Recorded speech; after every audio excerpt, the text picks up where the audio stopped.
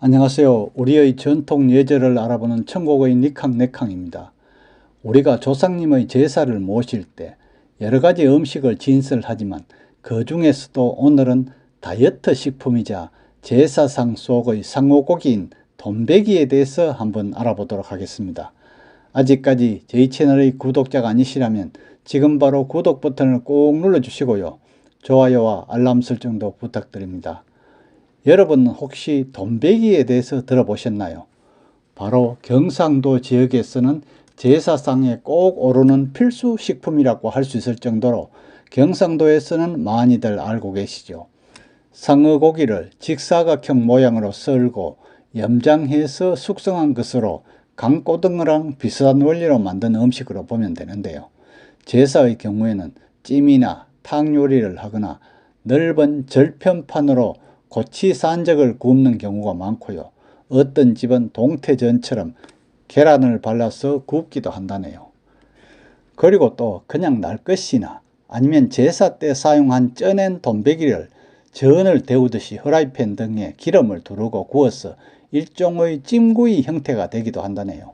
토막토막 베어 먹는다고 해서 돈베기, 그러니까 베자는 바예이지요.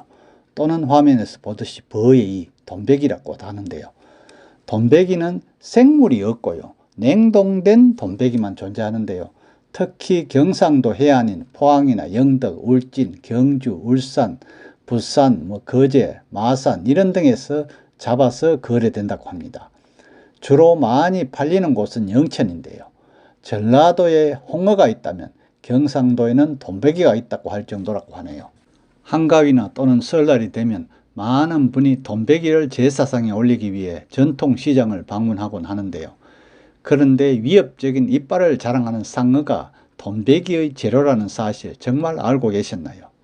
공포영화의 주인공이 제사상의 귀한 음식이 되는 기이한 상황인데요. 신비한 돈베기의 이모저모 지금부터 한번 알아볼까요? 등골이 오싹해지는 상어, 이것이 정말로 제사상 요리 중의 하나라고요. 여러분에게 상어는 어떤 존재인가요? 유아계의 BTS로 불리는 핑크퐁 아기상어로 인해 상어를 귀여운 존재로 느끼는 경우도 있겠지만 과거부터 상어는 공포의 아이콘으로 불리고 있답니다. 실제로 영화 조스나 딥블루시, 47m, 메가로돈 등에서는 상어는 사람을 해치는 공포의 대상으로 그려내고 있죠. 이처럼 바다의 폭군으로 통하는 상어, 그러나 알고 보면 한국의 빼놓을 수 없는 제사상 요리로 손꼽히고 있는데요. 바로 경상도 제사 음식의 시작과 끝으로 불리는 돈베기랍니다. 그렇다면 제사상 돈베기로 불리는 건강식품인 상어고기, 상어의 효능과 그 영양 성분에 대해서 한번 알아볼까요? 상어는 사실 옛날 옛적부터 노화를 방지하는 음식으로 불리던 수산물인데요. 실제로 한의학에서는 상어를 오장육부를 따뜻하게 하는 효과가 있고 피부와 눈에 좋다고 호평하죠. 현대에서도 상어는 저지방 고단백 식품으로 다이어트 식품으로도 각광받고 있답니다. 그뿐만 아니죠.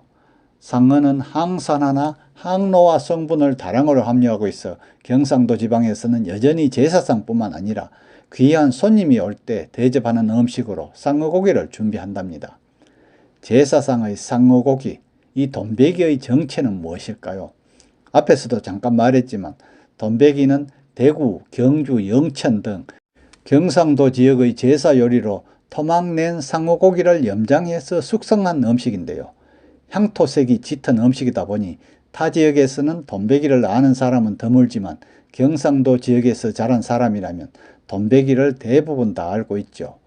그렇다면 돈베기라는 이름은 어떻게 생기게 된 것일까요? 돈베기는 아까 말한 대로 토막낸 고기라는 의미를 가진 경상북도 지역의 사투리인데요. 상어를 직사각형 모양으로 토막토막 썰어내서 염장이나 숙성을 진행하기 때문에 그 특성을 본떠서 사투리가 이름이 된 것이랍니다.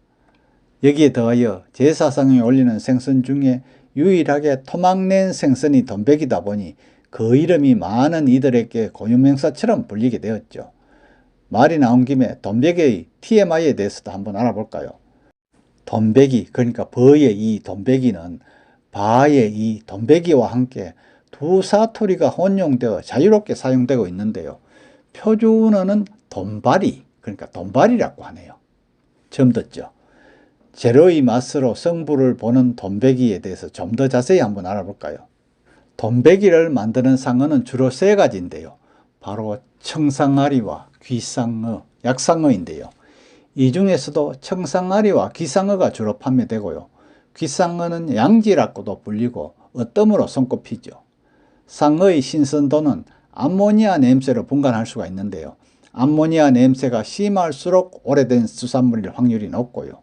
또는 손으로 눌러서 탄력도가 좋은 상어를 구매하는 것도 방법이겠죠.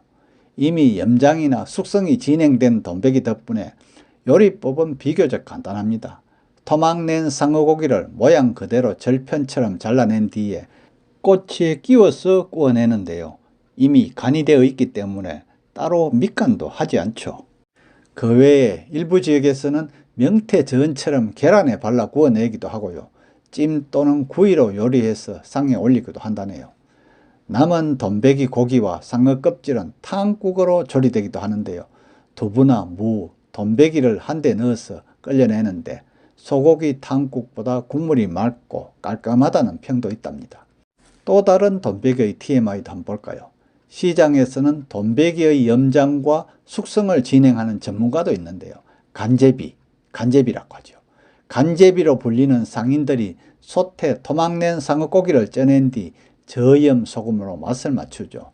내공이 엄청나기 때문에 이들만큼 대중적인 입맛에 정확한 양의 소금간을 맞추는 사람이 드물다고 하네요. 다양한 특징을 갖춘 돈베기, 그 시작은 언제부터였을까요? 돈베기의 시작은 삼국시대라고 하죠. 돈베기의 시작은 삼국시대 때로 거슬러 올라가야 하는데요. 1982년 발굴을 시작한 경산 임당동과 조영동의 고분군, 이건 사적 516호인데요. 5세기 후반부터 6세기 전반에 만들어진 것으로 추정된 해당 고분에서는 전국에서 가장 많은 상어의 뼈가 출토되었죠. 생선뼈와 조개껍데기, 조류나 포유류의 뼈가 한 번에 발견된 것으로 봐서는 망자가 저승에서 먹으라는 의미로 무덤에 다양한 음식과 상어고기를 넣은 것으로 풀이되죠. 해당 고분을 통해 고대의 제사에서도 상어가 쓰여왔음을 확인할 수가 있답니다. 오늘은 다이어트 식품이자 제사상 속의 상어고기인 돈베기에 대해서 알아보았는데요. 무엇이든지 제사상에 올릴 때도 그 의미를 알고 올리면 훨씬 더 좋겠죠. 끝까지 시청해 주셔서 감사하고요. 구독 꼭 부탁합니다.